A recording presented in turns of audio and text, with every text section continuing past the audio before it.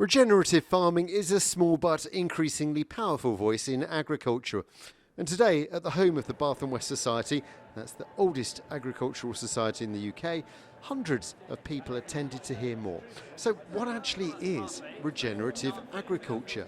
We see a massive increase in diversity, both kind of underground in our soil with lots more soil microbes, which facilitates everything else above ground. So we see more diversity in our pastures as well, and more wildlife and everything else. And that brings in a resilience to weather events and like drought, heavy rain, just by increasing our soil health and our natural capital. Yes, it's all about nature, the birds and the bees on our land. Lucy Node and her husband farm in West Wiltshire. They were a traditional style beef and dairy business until a crisis of conscience 18 months ago. We literally chucked everything we had at it over the last year. We've made loads of mistakes, loads of stuff that hasn't worked.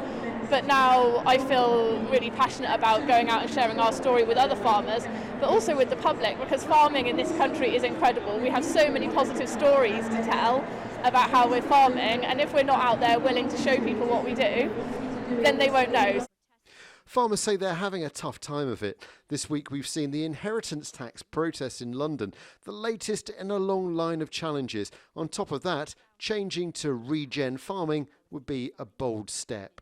We're asking farmers to transition an entire way of working and an entire business model, and sometimes the commercial model as well, financial model as well.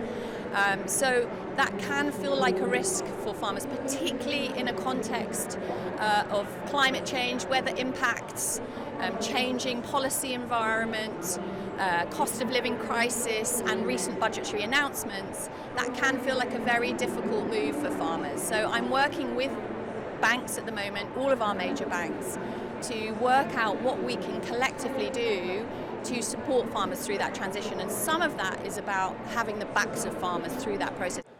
Here they were preaching to the converted, but the regen farming message is getting out there. Robert Murphy, ITV News.